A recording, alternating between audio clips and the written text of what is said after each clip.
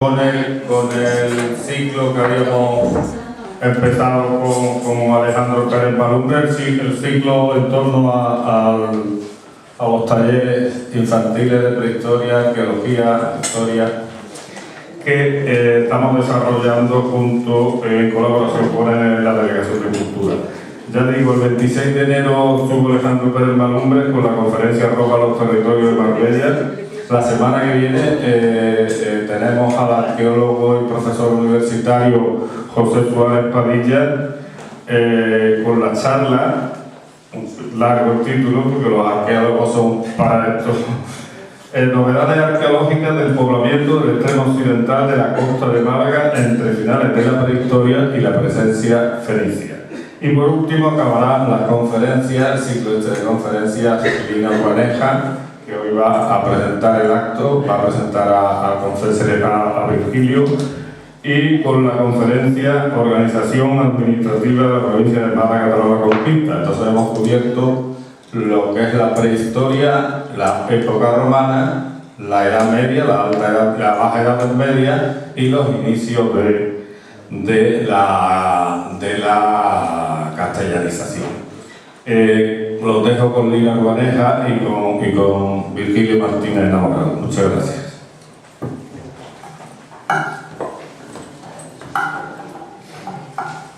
Hola, buenas noches. Antes de empezar con la presentación de nuestro conferenciante, me gustaría públicamente felicitar a Ciliana por su 22º aniversario que se cumple este miércoles. Felicidades a toda la comunidad de Ciliana por todos los logros que se han conseguido y ánimos para seguir con la lucha. Continuando con este ciclo que Ciliana organiza en torno a los talleres infantiles de patrimonio, arqueología e historia, le ofrecemos esta noche la intervención del profesor Martínez Enamorado, que nos hablará de un interesantísimo tema que ha titulado Marbella fue Marraya.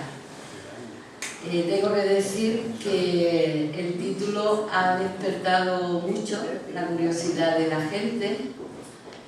No sabemos por qué, porque ya Virgilio lo había publicado en un libro, pero está bien que al menos en una conferencia haya algo que motive a las personas a preguntar qué es eso de Marbella. Para hablar de Virgilio es un poco difícil. Virgilio es un profesional de la historia con una capacidad de trabajo sorprendente. Leyendo su currículum no queda menos que coger un complejo de inferioridad, y yo quiero que me diga cómo consigue hacer tantas cosas, así que no me lo cuenta.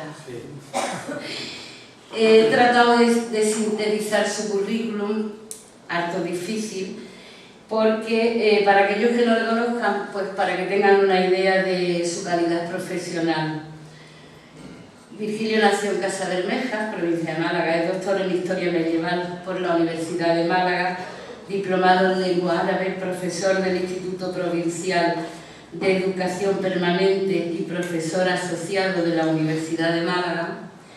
Su tesis, La formación de Al-Ándalus en tierras malagueñas, siglo VIII-X, aportaciones desde la historiografía, la arqueología y la toponimia, recibió en 2004 el premio extraordinario del doctorado. En la actualidad está ultimando una segunda tesis doctoral que leerá próximamente en la Universidad de Fez en Marruecos. Ha sido profesor invitado por la Universidad Autónoma de Barcelona y la de Nuevo México. Profesor honorario del Departamento de Árabe de la Universidad Complutense de Madrid. Es académico correspondiente en Málaga de la Real Academia de Córdoba y del Instituto de Estudios Ceutíes. Miembro de la sección de Historia de la Institución Gran Duque de Alba de Ávila. Pertenece a la Sociedad Española de Estudio Árabe, a la Asociación Española de Arqueología Medieval, y ha desempeñado el cargo de vicepresidente de la Fundación Hispano-Marroquí Al-Idrisi de Estudios Históricos. Tiene muchísimos más cargos y más trabajo desempeñado sobre todo en universidades de Marruecos, de Egipto, en los Estados Unidos, y sobre todo su escrito. Ha participado como ponente en más de 150 reuniones y congresos, varios de carácter internacional. Autor y coautor de 400 trabajos científicos y 22 monografías sobre historiografía, arqueología y epigrafía de Al-Ándalus y del Islam de Occidente en época medieval. Entre otras, Málaga, ciudad de Al-Ándalus, con Maribel Calero. Al-Ándalus desde la periferia, la formación de una sociedad musulmana en tierras malagueñas en 2003, cuando Marbella era una tierra de alquerías, sobre la Marbella andalusí y sus alfoces, 2009, que obtuvo mención de honor del Premio Málaga de la Investigación de 2008, o Umar Hassoun, de la rebeldía a la construcción de la Gaula, estudio en torno al reverde de Al-Ándalus, 880-928, publicado por la Universidad de San José de Costa Rica en 2011. Así, grosso modo, nos damos una idea de cómo se mueve a nivel internacional. Y después de denunciar parte de esta vertiginosa trayectoria profesional, me gustaría destacar la relevancia que tiene para Marbella sus estudios. Marbella, en una época difícil de analizar. No olvidemos que el oscurantismo de la Edad Media no es un mito.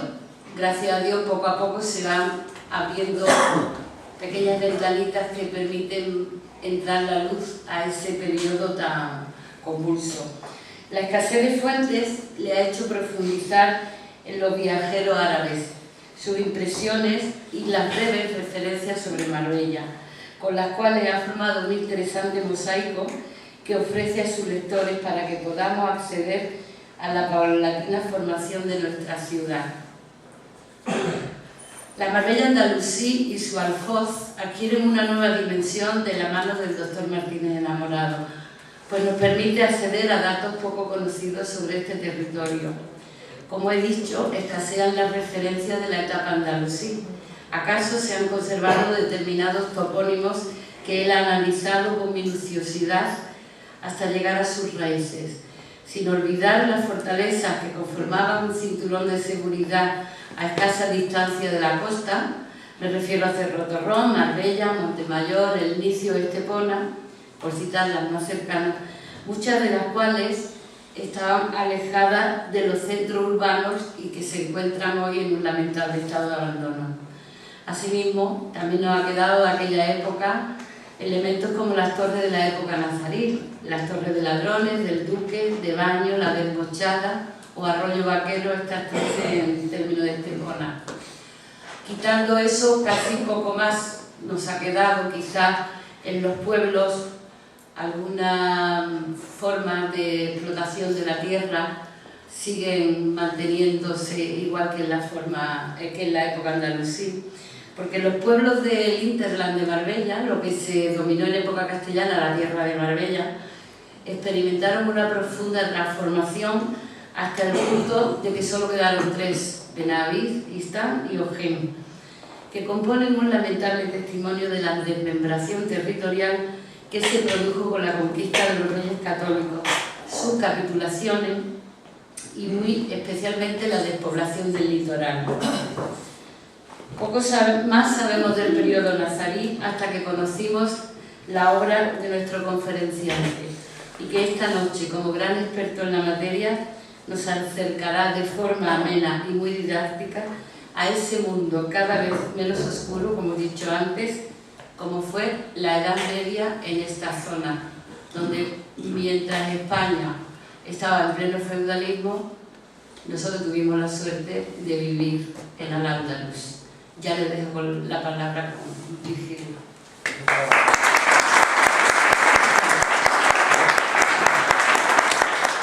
Muchas gracias, Lina, muchas gracias, Paco, por haberme invitado otra vez más a Marbella.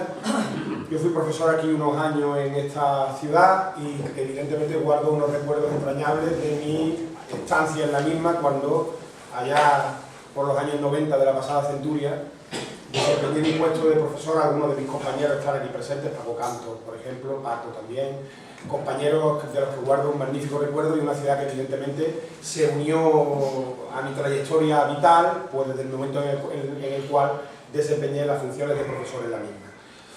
Yo tengo que estar agradecido porque otra vez me invitan ustedes a Marbella. Yo ya he hablado varias veces sobre Marbella, he tenido ocasión de referirme a la Marballa Andalusí, a esta ciudad andalusí que ha quedado de alguna manera fosilizada en el paisaje, no tanto en el propio núcleo urbano de Marbella, como en todo ese alfoz, en todo ese territorio circundante, en ese hinterland al cual se ha referido Lina con tanto acierto.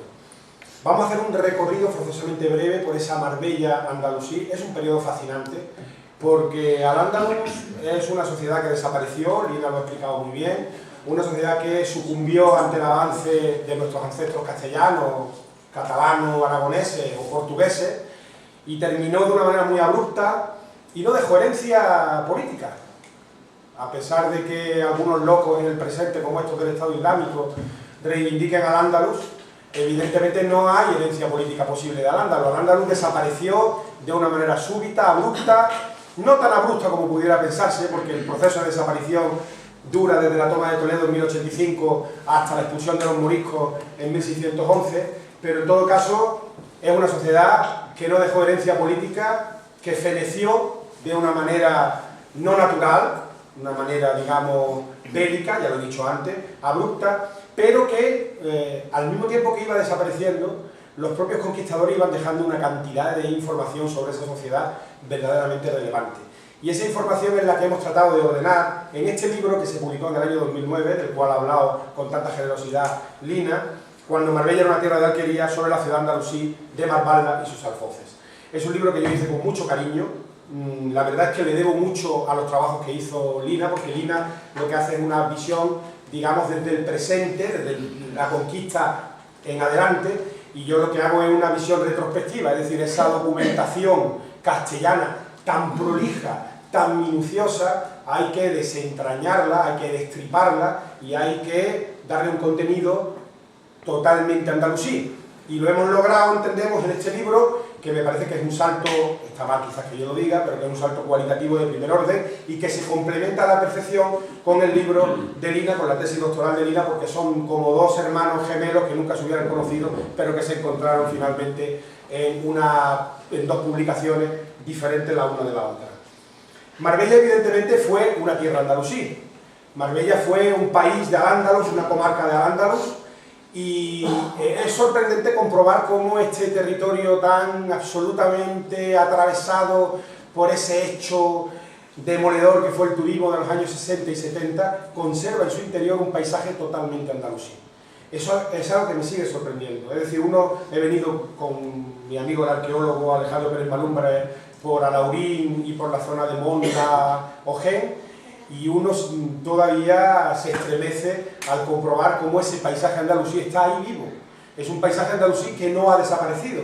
Bien es cierto que la costa ha sido muy alterada en los años 60, en los años 70, en los años 80, pero este paisaje andalusí del interior es un paisaje prístino, un paisaje que se mantiene con todavía su esplendor y su belleza hasta el día de hoy. Esto es muy importante, ¿eh? Esto es muy importante, porque esto ofrece muchas posibilidades de reinterpretar ese paisaje. Todos estos nombres andalusíes, árabes que figuran en este libro, todos estos nombres de alquerías, de ríos, de montañas, de colinas, que figuran en este libro, están ahí. En algunos casos el topónimo ha sido transformado, ha sido deturpado hasta unos extremos aparentemente indescifrables, pero no, muchos de esos topónimos se pueden entresacar y se puede hacer una reconstrucción bastante fiable, bastante certera de este paisaje andalusí que envolvía a la Medina de Marbella. Al-Ándalus, ya lo he dicho antes, fue una sociedad que desapareció, pero una sociedad que duró mucho tiempo. Tenemos una visión sobre Al-Ándalus un poco estática, un poco inmovilista. Normalmente nos referimos a ese Al-Ándalus terminal, al Al-Ándalus, en el caso del Reino de Granada, ese Al-Ándalus fini secular de finales del siglo XV, porque es la documentación castellana la que arroja un volumen de información muy notable sobre ese Al-Ándalus terminal. Pero Al-Ándalus fue una sociedad que se fue construyendo a lo largo de, fíjense ustedes, 8 siglos. Es decir, entre la desaparición de Al-Ándalus en 1486-87 en este área y el presente, hay menos tiempo que entre el inicio de Al-Ándalus aquí en el 713 y en 1487. Es una sociedad, por tanto, que duró mucho tiempo en esta tierra. Y por tanto, configuró un nuevo paisaje, configuró un nuevo territorio. Y ese territorio es lo que tratamos de escudriñar, ese territorio tratamos de recuperar de alguna manera a través de la información que nos arroja las fuentes árabes, pero también de esa documentación de los feudales, de los conquistadores, que aportan, desde luego, una visión muy aquilatada de lo que significaba ese territorio fundamentalmente campesino que era Marbella. Y como les decía, esa sociedad dura mucho tiempo, dura 8 siglos, y es una sociedad en formación, y es una sociedad que pues finalmente va a sucumbir por su propia incapacidad para hacer frente a los castellanos, portugueses y catalanos aragoneses del norte, porque es una sociedad que termina anquilosándose, una sociedad que termina siendo incapaz de hacer frente a ese gran avance que normativamente se conoce con el nombre de reconquista y que es un término, desde luego, que yo creo que desde una perspectiva científica no se mantiene. En cualquier caso, vamos a hacer un recorrido, como he dicho antes, forzosamente breve, sobre esa Marbella andalusí. Pero claro, Marbella no era una entidad de población de una notable presencia administrativa, y no lo era porque no era una capital de provincia, y sin embargo está inscrita en una provincia, en una circunscripción que conocemos a la perfección, que se conocía con el nombre de Raya.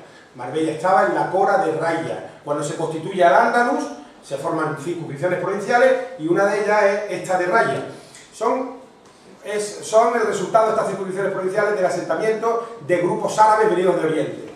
Quiero llamarle a ustedes la atención sobre algo. Al-Ándalus es el resultado de un gran proceso migratorio de gente venida de Oriente. Los que salen de Oriente, cuando llegan al Al-Ándalus, han pasado como mínimo 3 generaciones.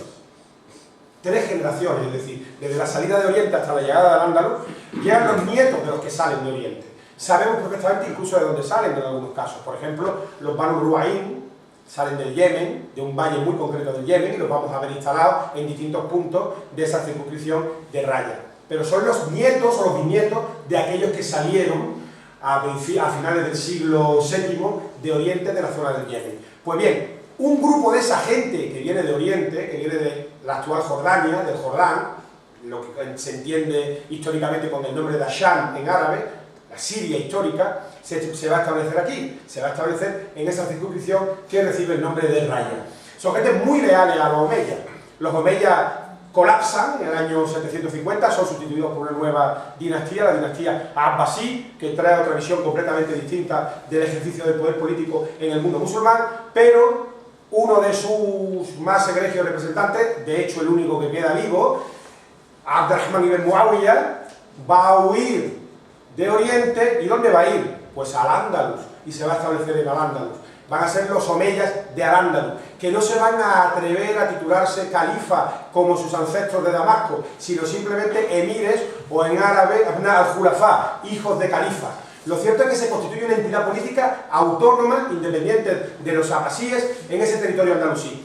Y distintos contingentes militares se van a emplazar, se van a distribuir por el territorio andalusí. Uno de esos contingentes militares es el del Yum, de Urdún, el Yum de Jordania, que se va a asentar en esta región de Málaga. La capitalidad va a estar en un principio en Málaga, pero muy pronto va a pasar a Chirona.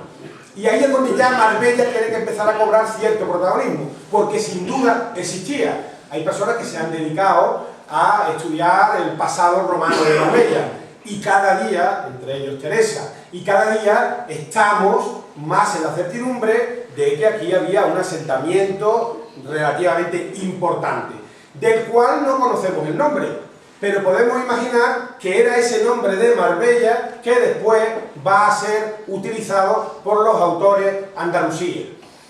¿Qué significa Marbella? Pues no lo sabemos, porque no sabemos ni siquiera la lengua en la que está escrito Marbella. Marbella es un nombre muy calofónico, Marbella, eso es un falso análisis, se llama a efectos toponímicos, Marbella. No, el nombre además no es un unicum en el conjunto de la geografía andalusí. Hay un Nahr Marbella, exactamente igual, un río de Marbella, en Cabra. Aparece citado, por ejemplo, por Al-Idrisi, se sigue llamando así, Río de Marbella. Posiblemente tenga que ver con la hidronimia, tenga que ver con la existencia de algún curso fluvial que diera nombre no solo a ese curso fluvial, sino también a la propia localidad de Marbella. Pues bien, hecha esta introducción sobre lo que significa el proceso de formación de Al-Ándalus, todo esto tiene que ser explicado en relación con una revuelta que hay también a finales del siglo IX, encabezada por el señor de Bobastro, Omar ibn Hafsun. Es un tema al que yo he consagrado una buena parte de mi vida, hemos hecho alguna intervención arqueológica en el lugar de Bobastro, pero el asunto es absolutamente fascinante.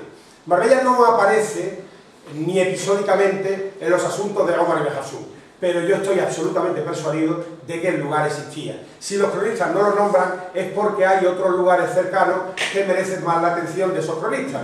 Evidentemente el hecho urbano en los primeros momentos de Al-Ándalus es un hecho muy debilitado. Las ciudades son ciudades pequeñas, ciudades con muy poca envergadura, salvo, claro, está Córdoba. En el siglo IX Córdoba ya tenía hechuras de una cierta ciudad de importancia, pero el resto de las ciudades de Andalucía, de ese momento, de ese siglo IX, de esos inicios del siglo X, son ciudades pequeñas. El gran impulso urbanizador andalusí se va a dar fundamentalmente a partir del siglo X. Es cuando Córdoba va a cobrar ese auge tan destacado, especialmente bajo el gobierno de Al-Hakam II, y el mítico millón de habitantes de Córdoba, que desde luego no se sostiene, pero en cualquier caso lo que sí indica es que la ciudad va a crecer de manera muy significativa en esa segunda mitad del siglo X.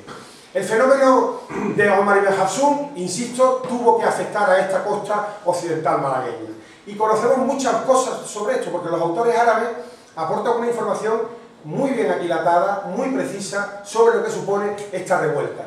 Y lo hacen porque esta revuelta, esta fitna, que se llama en árabe, está a punto de acabar con el proyecto Omeya en Al-Ándalus. El problema es que este Omar ibn Hafsun carecía de legitimidad, no tenía legitimidad y tiene que buscar la legitimidad. En la actualidad, ustedes saben que la legitimidad reside en un país democrático como es España, en el ejercicio del voto. Es legítimo el gobierno que tiene los votos de la ciudadanía. En el mundo musulmán, evidentemente, eso no era así. Ni era así entonces, ni ahora en el presente tampoco, a salvo que sean sociedades más democratizadas, que no hay muchas, tampoco del presente. La legitimidad viene dada en el mundo musulmán por la pertenencia a la familia del profeta Mahoma.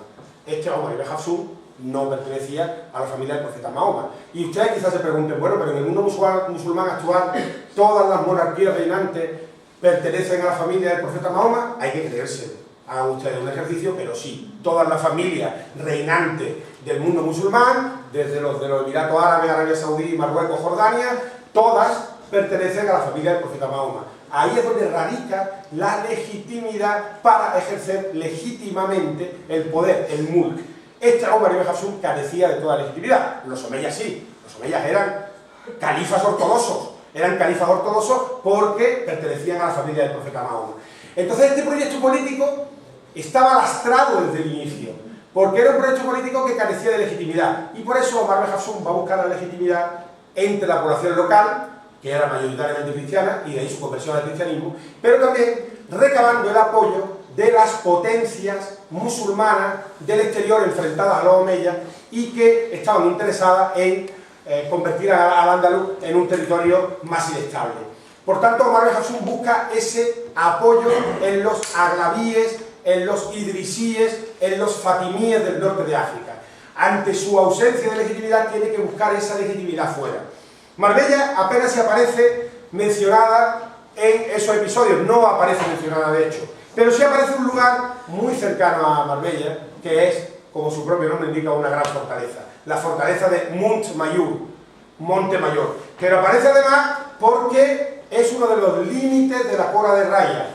Según un autor malagueño, descendiente de aquellos yemeníes que se instalaron en la circunscripción de Raya, antiguamente Abul Hasan al-Bunnahi, dice de Raya, antiguamente tenía el límite oriental en Alhama de Granada. Alhama de Granada pertenecía a Raya, donde están las maravillosas termas, lo dice en el siglo XIV. Por el oeste limitaba con Hesen al-Ward, llamado ahora Montemayor. Son distintos. Hesen al-Ward es una fortificación que está a los pies de Montemayor. Cerca de Marbella, dice. Cerca de Marbella. Es decir, que aunque sea una noticia del siglo XIV, está haciendo alusión a Marbella, a la circunscripción de Marbella, porque esta noticia es del siglo X, aunque esté recogida en el siglo XIV, es del siglo X. Al norte confinaba con el río Genil, el Wadi Sharif, donde están Benamejí, Banu Bashir y el castillo de Arnisul. Después seguía la divisoria por la tierra llamada Al-Junus y por la alquería de Gilena cerca de Estepa hacia el Foz de Morón. Está delimitando a la perfección lo que es la circunscripción de Raya, la circunscripción de Málaga, Archidona. Y es un autor del siglo X, aunque el que recoge la noticia es del siglo XIV. Pero ya aparece Marbella, y aparece sobre todo este imponente lugar enriscado en Benavís, que es el castillo de Montemayor, un verdadero hito topográfico, porque está marcando la delimitación de esa circunscripción de Raya. Y es un lugar que aparece en las crónicas árabes en los momentos de la revuelta de Umar y Ben Hassún. Comparece este lugar de Montemayor. El Estado Omeya está muy interesado en dar a conocer los castillos, las fortificaciones, pero no así los lugares que pueden tener una categoría casi de ciudad, y es posible que Marbella fuese una alquería ya de una cierta dimensión y aún así pasa desapercibida para el Estado Omeya porque está mucho más interesado en relatar cómo ha sido la toma de esos castillos del interior de la circunscripción de Raya en manos de Omar Ben Hassún. Esta es la tierra de Marbella. Ahí tienen ustedes la tierra de Marbella, Ard Marballa, que se dice en árabe. Todos ellos son topónimos prácticamente medievales, no tienen forzosamente que ser árabes. Topónimos medievales en el sentido de que el árabe recibe una gran aportación de las lenguas romances que se hablaban en la península. Montenegral es un topónimo medieval, pero no es árabe.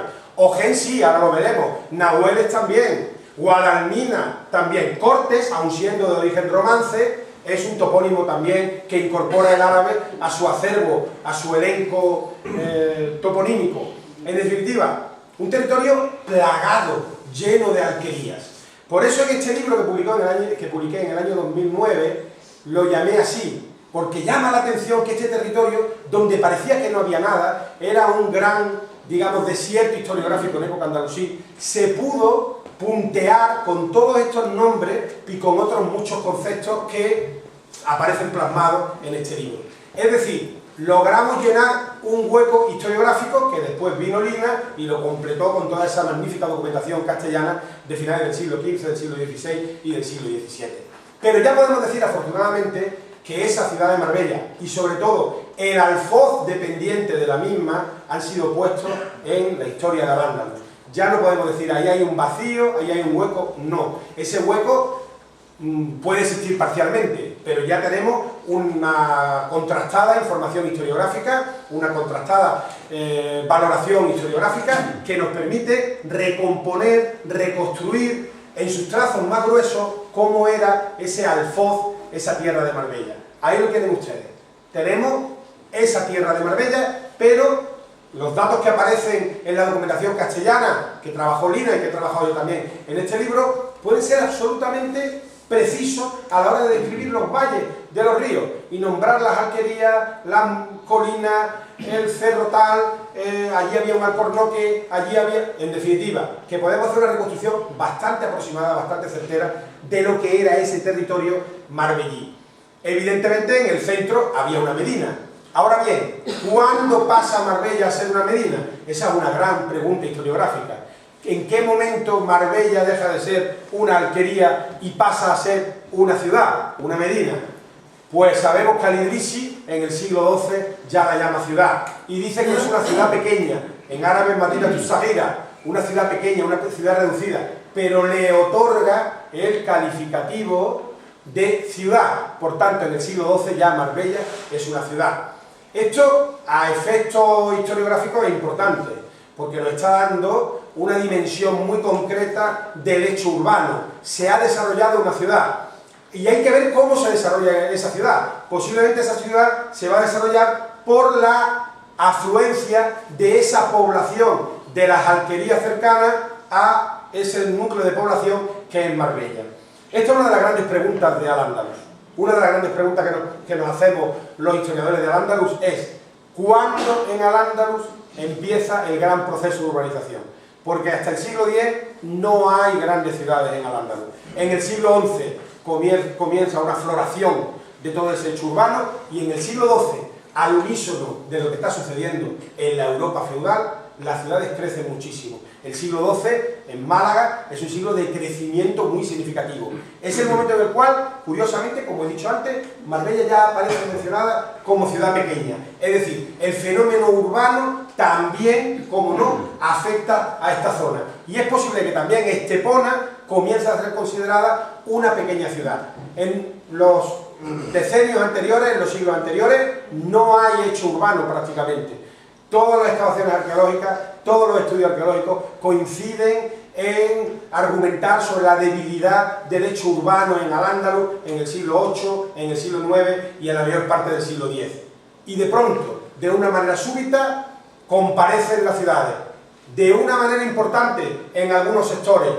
¿En qué momento esos campesinos andalusíes que vivían en esas alquerías y en esas fortificaciones se urbanizan? Esa es una de las grandes preguntas históricas de Al-Ándalus, es una de las grandes preguntas que nos tenemos que hacer los historiadores de Al-Ándalus, y es una pregunta que desde luego cada vez estamos más cerca de contestar, pero todavía nos faltan muchos elementos para poder contestarla con total garantía.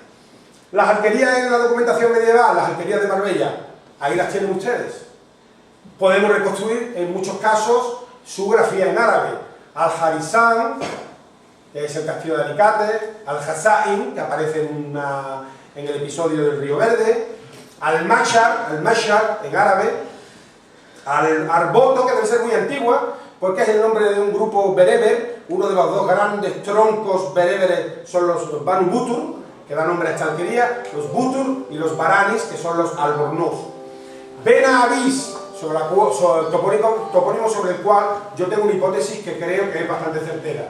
Benavis sería la casa del Habis, la casa de los bienes abices, de los bienes de manos muertas que se vinculan a las mezquitas. Y en la obra aparece precisamente que buena parte de las tierras que se reparten en Benavis son pertenecientes a los bienes abices, a los bienes de las mezquitas. Cortes, hay un autor oriental que dice en Al-Ándalus, Cortes, Curtish, es un conjunto de alquerías. Pues ahí lo tienen ustedes. Cortes es un topónimo de origen romance, y conocen ustedes palabras con corte, una muy andaluza. Cortijo. Cortijo viene de ahí. Cortes, cortijo tienen la misma raíz, romance, en los dos casos. Kurdish, sin embargo, los árabes lo asumen como parte de su elenco toponímico.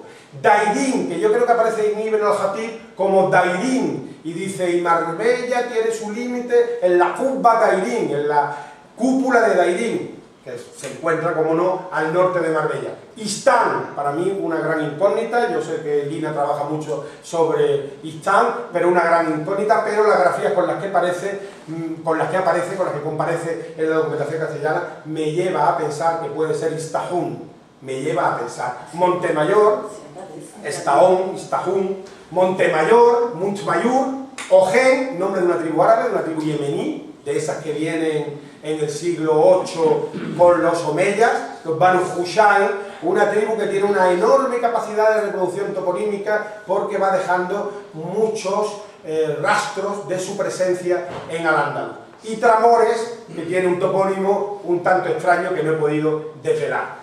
Todo esto es la tierra de Marbella. Todo esto está en relación con esa ciudad de Marbella, que ejerce desde luego una primacía urbana en el siglo XV, así aparece en la documentación castellana con toda verosimilitud. Esa primacía urbana de Marbella es incontestable, no hay ninguna otra ciudad, ni siquiera Estepona, que pueda hacerle sombra a Marbella. Marbella es la ciudad de este área, y con todas estas alquerías gravitando en torno a Marbella. Digamos que es un modelo muy estable, que se instaura en Al-Ándalus y que va a pervivir en todos los periodos de Al-Ándalus hasta el siglo XV. Cuando llegan los castellanos se encuentran con ese modelo estable y lo describen muy bien, porque los castellanos vienen con un afán descriptorio verdaderamente notable y aportan una información valiosísima, porque describen, lo he dicho antes, ríos, colinas, bosques, etc. Una información muy prolija que a los historiadores del presente nos permite reconstruir, recomponer todo ese escenario rural como era el de la tierra de Marbella. Tienen ustedes ahí todas las denominaciones con las que aparecen las distintas alquerías. Arboto, que sabemos dónde está, los Banu Butur, estos son bereberes de los más antiguos y por tanto se establecen aquí, posiblemente en los primeros momentos de la conquista de Al-Ándalus, en el siglo VIII, el arroyo del Bote actualmente, en un lugar muy apartado, cerca de Daidín y de Almacha, es lo que queda de la toponimia de ese lugar.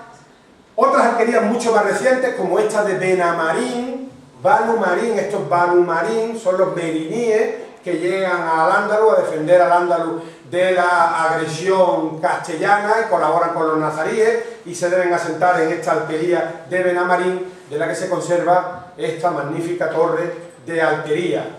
Cómo no, Benavís, del cual ya hemos hablado, que rige un espacio agrario bastante bien perfilado en las crónicas castellanas, en la documentación castellana, pero que sin duda depende de Marbella como alquería pequeña que era esta casa fuerte de torre de alquería.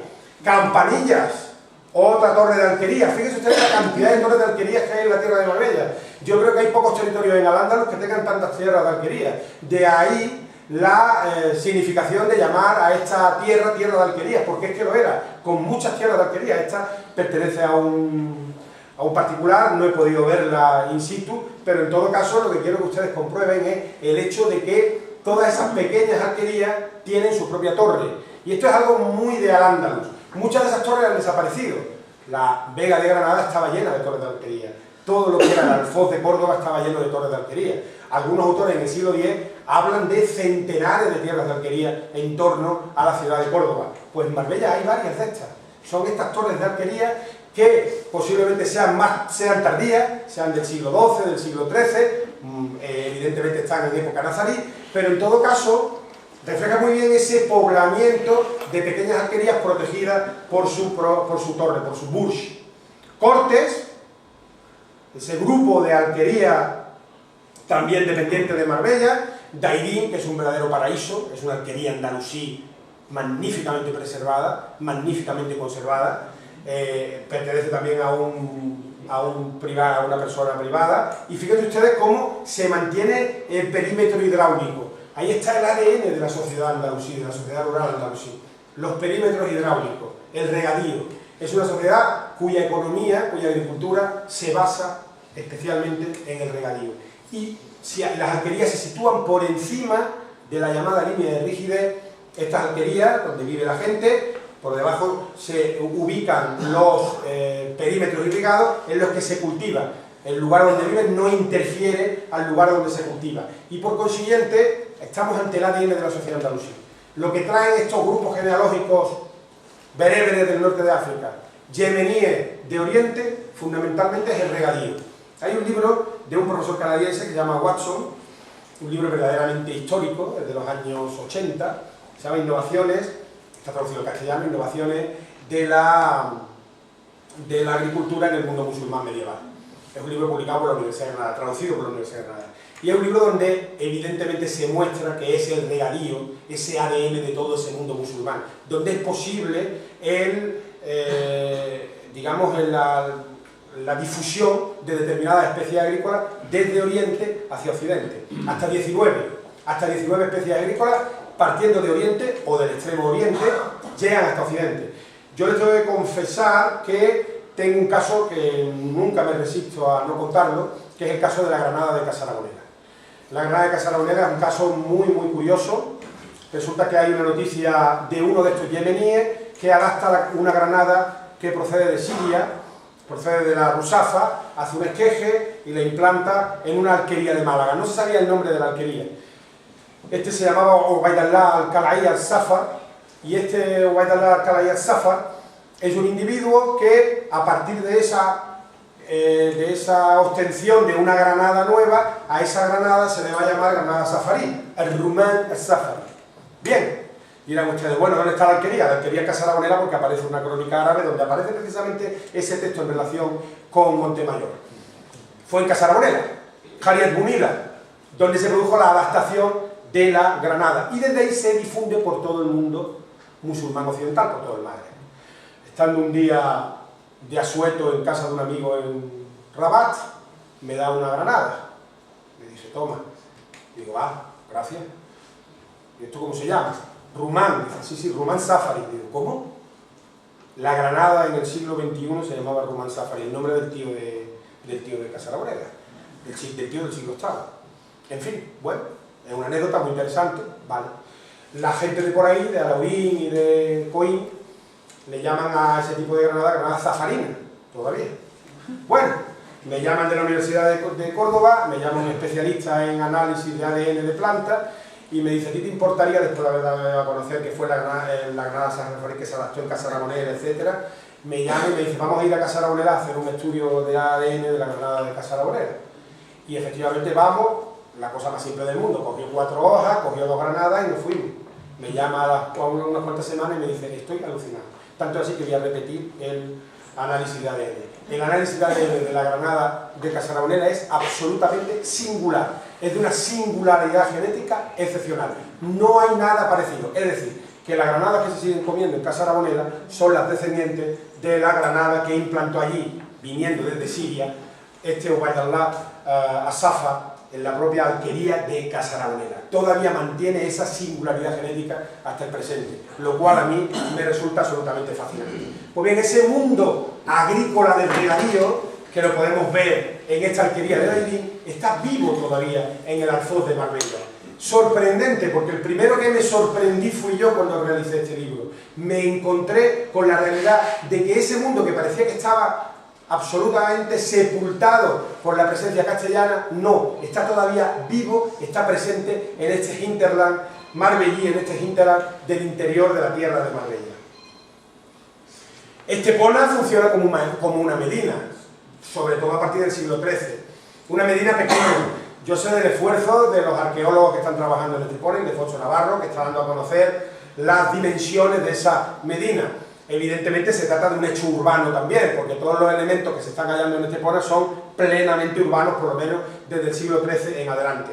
Sin embargo, nunca Estepona, nunca compite con Marbella a la hora de ejercer la prioridad o digamos la jerarquía urbana en todo este sector de la costa occidental malacitana. Siempre Marbella es la ciudad y Estepona es una medina subsidiaria con respecto a Marbella. Volvemos a encontrar torres de alquería como esta de Estoril, fíjense ustedes, parece mentira que todo esto esté en Marbella, ¿verdad? En la tierra de Marbella, torres de alquería, Istán, ese pueblo morisco también preservado, donde también está fosilizado ese paisaje andalusí de los perímetros irrigados, el agua es el eje vertebrador del paisaje, todavía se observa en un lugar como Istán.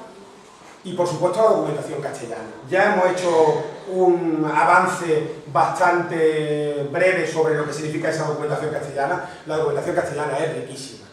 España es un paraíso para los historiadores. Lo que ocurre es que hasta el presente esa documentación castellana no se había enfocado hacia el pasado. No se había hecho un aprovechamiento retrospectivo de la misma. Es decir, la documentación castellana justificaba el presente y poco más. Pero esa documentación castellana sirve para reconstruir la sociedad extinta, la sociedad andalusí. Con esa documentación castellana tan exacta, tan abundante, tan prolija, es posible hacer una reconstrucción bastante aproximada de cómo funcionaban esos espacios agrarios andalusíes. Y en el caso de Marbella, gracias a los trabajos de esta escuela historiográfica que se ha creado aquí en torno a Lina, etcétera, pues podemos hacer una reconstrucción bastante certera de lo que es esa Marbella andalusí. Y por supuesto los grabados como este, del Pedro de Teixeira de 1634, donde se ve todavía esa ciudad andalusí viva, una ciudad andalusí que ha quedado ahí fosilizada en el lugar y en el topónimo, pero que está ya sufriendo unos procesos de transformación bastante intensos. La ciudad va a ser visitada por distintos viajeros. Uno de ellos es el gran Ibn Battuta, muy superior a Marco Polo su viaje, un personaje verdaderamente fascinante. Pasa por Marbella, está en Ronda, donde visita a un primo suyo, a un Battuta también, que era cadí de la ciudad de Ronda, y dice: permanecí en Ronda 5 días y luego me encaminé a Marbella. El camino entre ambas es muy áspero y tortuoso. Marbella es un pueblecito, le llama Bulaida en árabe, hermoso y fértil, no lo titula de ciudad, le llama Bulaida, pueblecito. Balda, Bulaida, es el diminutivo. En él encontré una tropa de jinetes que se dirigían hacia Málaga y tuve intención de ponerme en marcha en su compañía. pero Dios el Altísimo me protegió con su favor, porque salieron antes que yo, siendo apresados en el camino, como recordamos más adelante. Así pues salí tras su huella y franqueé el alfoz de Marbella, otra vez el alfoz de Marbella, entrando en el alfoz de Sujay de Fuengirola. Es un texto conocidísimo, un texto repetidísimo, pero un texto importante, porque demuestra que en ese siglo XIV la situación de la frontera marítima era una situación muy inestable. Y él mismo sufrió, él estuvo a punto de ser capturado porque en esa recua que salió de Marbella hacia Fuengirola un poco antes, estos fueron capturados por unos navegantes portugueses que entraron a hacer una razzia en esa zona entre Marbella y Sujay, entre Marbella y Fuengirola. Claro, hablar de la Marbella andalusí y no dedicarle mínimamente algo al castillo es algo que no entra en cabeza humana. Yo no voy a hablar mucho del castillo, porque el castillo ustedes lo conocen. Yo sé que hay una polémica importante que está en este número de Cimiano también presente sobre la fortaleza de Marbella, que si es romana, que si es andalusí, etc. Es un asunto muy, muy importante. Alejandro Pérez Malumbre y yo queremos preparar una monografía sobre el castillo de Marbella, la interpretación que nosotros hacemos sobre el castillo de Marbella. Yo sé que se ha trabajado mucho sobre el castillo de Marbella, pero sigue siendo una incógnita, señores.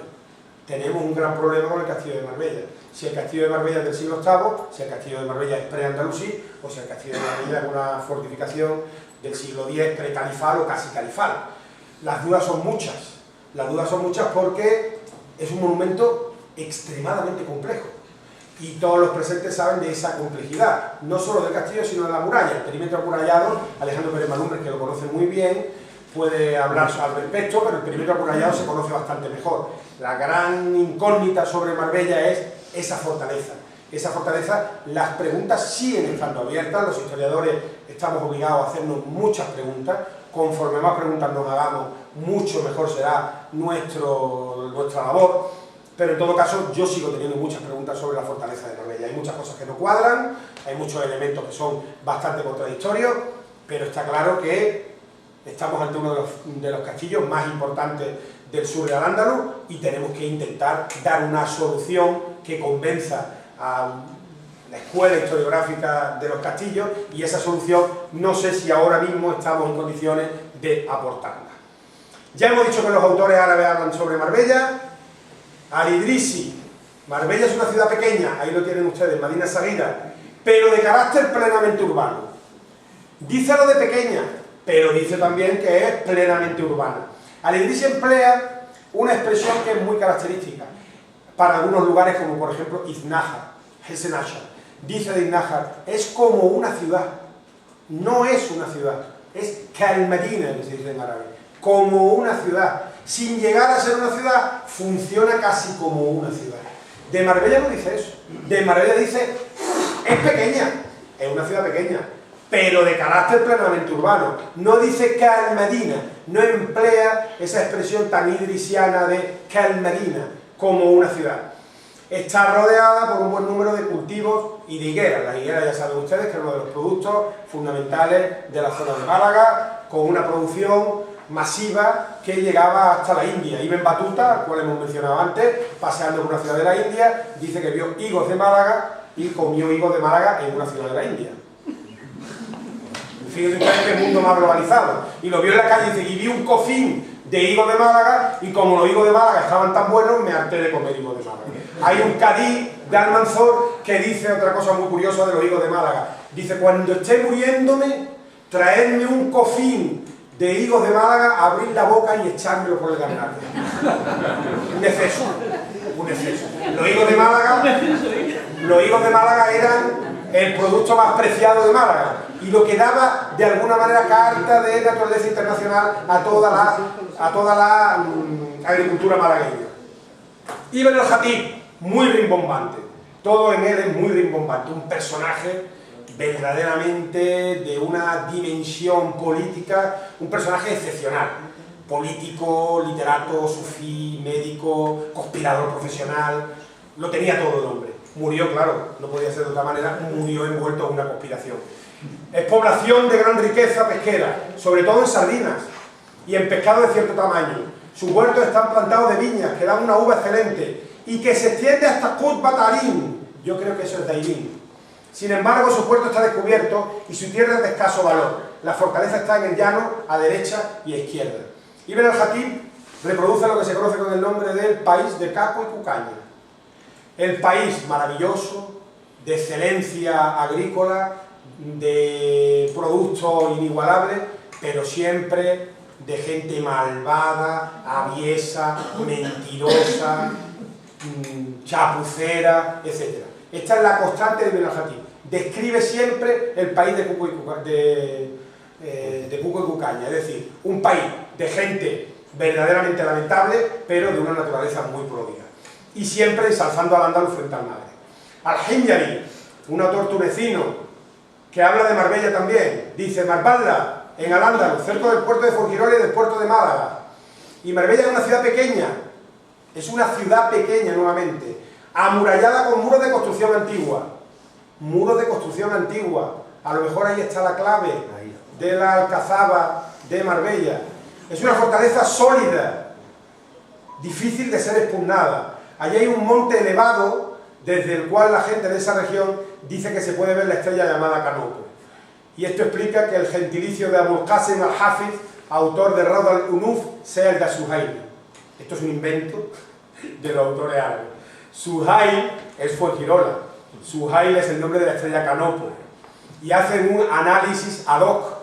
Dicen que la estrella Canopo, en lugar de Al-Ándalus, en lugar del mundo, desde el cual se ve mejor, es el lugar de Suhail, porque lleva el nombre de la estrella Canopo. En realidad, Suhail es una adaptación del topónimo prerromano, el topónimo seguramente de origen fenicio, Suel.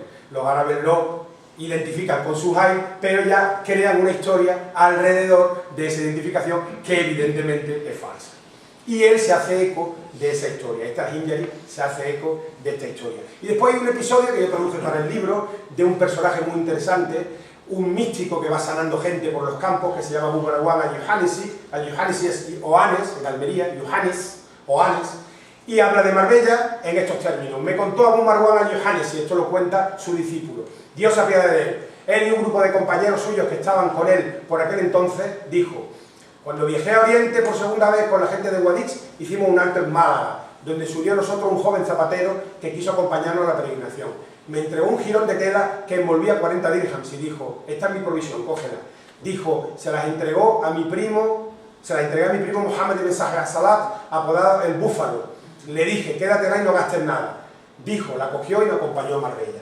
Y el viernes, cuando la gente salía de la oración, fíjense ustedes qué imagen, la gente saliendo de la oración de la jutba, de la oración del mediodía, se levantó el zapatero y gritó: ¡oh musulmanes! Este es el ladrón que me hurtó mis dirhams, y se lo gastó junto con sus compañeros. Se llevó al joven para hacerlo trabajar. Dijo: se reunió la gente para apedrearnos, y Dios nos protegió. Aguardé en la mezquita de Marbella, esperando el auxilio de Dios. Por aquel entonces el juez de Marbella era Ibn Ubaydallah, quien me elogiaba profusamente ante el gobernador de la ciudad y hacía una semblanza de mí. Bueno, el texto sigue hablando un poco de Marbella, pero en todo caso lo que quiero que vean ustedes es ese ambiente plenamente urbano de la ciudad. Estamos en el siglo XIII y nos está relatando una ciudad muy viva, una ciudad donde hay gente que está pasando, gente que llega de fuera, de lejos, gente que viene de Oriente, gente local. Ese mundo de ciudades tan andalusí que también reflejado está, por ejemplo, en Las Mil y una Noches. Es el gran relato sobre las ciudades del mundo musulmán y que podía tener evidentemente su correlato en Al-Ándalus. La Torre de la Romera es otra de estas torres de alquería, posiblemente el Hesen al-Ward que menciona Al-Bunnahi en el siglo XIV, que dice que es Montemayor. Identifica a Montemayor con esta Torre de la Romera, pero yo entiendo que esta Torre de la Romera, este lugar, que era una alquería que incluso contaba con su propio cadí, con su propio juez musulmán, es decir, que un lugar tan apartado, un lugar tan enriscado como este, tenía incluso sus propios cargos, como el de cadí, que funcionaban de manera autónoma. Ojén, ese Ojén reconstruido por Anton Fatem bin Gaer en 1567, esa antigua alquería yemení, con su perímetro irrigado, perfectamente conservado, nos está hablando de un valle perfectamente configurado como valle en época andalusí. Hay un traslado desde Turru Hushain, la primera fortaleza, Cerro Torrón, hacia la alquería de Hushain, que aparece mencionada porque un personaje de allí, de Hushain, dice, de la alquería de Hushain al occidente de Málaga. pero en todo caso se producen reestructuraciones en el poblamiento con traslado desde, en este caso, el Cerro Torrón, el Turú Hushain, que comparece en las crónicas árabes en relación con la fitna de Hafsun, y la alquería de Hushain, la alquería de Ogen, que va a empezar a desarrollarse a partir del siglo X. Y Tramores, que como le he dicho, es un lugar todavía que necesitan de un buen estudio. Estamos hablando de un lugar riquísimo en información y es un sitio verdaderamente que refleja muy bien lo que es ese poblamiento andalusí. Otras alquerías ya más próximas a la costa, la de Bellerín, los autores andalusíes llaman a esa Sierra Bermeja el Barranco Rojo, la Sierra Roja, Jibel al-Ahmar, por las peridotitas, la llaman así, la Sierra Roja, la Sierra Bermeja, es decir, el término Sierra Bermeja era una traducción del término árabe. Pues bien, como les digo, cuando llegan los castellanos, todo ese mundo se viene abajo. Es un mundo que desaparece de una manera muy rápida. Y desaparece de una manera muy rápida porque la presencia de los castellanos implica que todos esos perímetros irrigados, que toda esa alfoces campesinos no van a poder ser gestionados de una manera coherente una vez que se produce la llegada de los castellanos. Estas comunidades campesinas están muy cohesionadas, extremadamente cohesionadas. Extremadamente cohesionadas porque cuando llegan los castellanos pactan las rendiciones, por ejemplo, de una manera colectiva. Eso significa que hay una fuerte cohesión social. Y además es un hecho que se repite en muchos de los lugares del Reino de Granada. En el caso de Marbella, Hernando del Pulgar aporta una información valiosísima al respecto. Está traduciendo al castellano la carta en árabe, porque además el inicio es Alhamdulillah, loado sea Dios, Alhamdulillah, que es como siempre, digamos, el lenguaje cancilleresco de este siglo XV implicaba la presencia de esta expresión, loado sea Dios. Esta es nuestra carta al señor mayor honrado, nuestro señor, don Fernando, rey de Castilla y de León, que acreciente Dios los días de su vida y honra. Besamos vuestros pies y manos, vuestros servidores esclavos, y sujetos los de la ciudad de Marbella. Les hacemos saber a vuestra Alteza, y pedimos a Dios que sea ensalzado. Nos llegó una carta de vuestra Alteza, que se entendió en ella de estar a vuestra obediencia y mandamiento. Aunque estaban fuera de aquí algunos, por esperarlo se ha tardado. Y después de juntos acordamos de ser vuestros y estar sobre vuestro amparo. Y enviamos a vuestra Alteza, nuestro alguacil honrado, Mahomad Amenaza, con otro de nuestro pueblo, a pedir a vuestra Alteza que se haya con nosotros piadosamente. Aquel que os dio el vencimiento os dé la mansedumbre para nosotros. Fíjense ustedes, ahí tienen el fin de la sociedad andalusí-marbellí, que se produce a través de una carta en la cual la comunidad musulmana de Marbella se muestra absolutamente rendida frente a los reyes castellanos. Ahí termina Al-Ándalus, se inicia otro periodo, Lina lo puede contar mejor que yo, ese fascinante siglo XVI, ese oeste, ese Far West, que era la península ibérica, el reino de Granada, con los indios y los vaqueros, conviviendo en las mismas localidades, en Istán, en Ojén, en la propia Marbella, ese mundo que no podía durar mucho tiempo. Esa población, finalmente, aunque fue cristianizada, era una población que sobraba en los cálculos de la monarquía hispánica y finalmente fue expulsada. Y ahí termina Al-Ándalus. Con esta carta termina Al-Ándalus en la zona de Marbella. Quedará un Al-Ándalus un poquito residual, un par de años más, hasta el fin de Granada, el 1 de enero de 1492, pero en esta fecha desaparece Al-Ándalus en Marbella y con él desaparecen también los andalusíes. A partir de ahí ya no habrá andalusíes, habrá mudéjares. En todo caso, como he dicho antes, ese Al-Ándalus desapareció de una manera abrupta, desapareció, esa buena parte de esa población se vio obligada a huir al norte de África, pero quiero decirles que los historiadores, desde el presente, estamos obligados, los que nos dedicamos a esto, a reconstruirlo de la mejor manera posible. Eso es lo que estamos intentando hacer desde hace ya un tiempo, intentar reconstruir ese Al-Ándalus, también terminar de la mejor manera posible. Y también, yo creo que ustedes habrán podido comprobar que es un asunto fascinante. Al-Ándalus terminó, no dejó herencia política, feneció ahí, en estos pactos a los que llegan las poblaciones locales con las nuevas autoridades castellanas, desapareció sin más. Pero desde luego los historiadores estamos obligados a restaurarlo, a comprenderlo, a tratar de transmitirlo a las generaciones futuras. En Marbella las posibilidades son muy grandes. Tenemos un alfoz casi intacto, tenemos desde la perspectiva arqueológica unos lugares que todavía pueden ser aprovechados de una manera muy destacada y por tanto, en el caso de Marbella, hay futuro para los estudios de Aranda. Muchísimas gracias por su atención.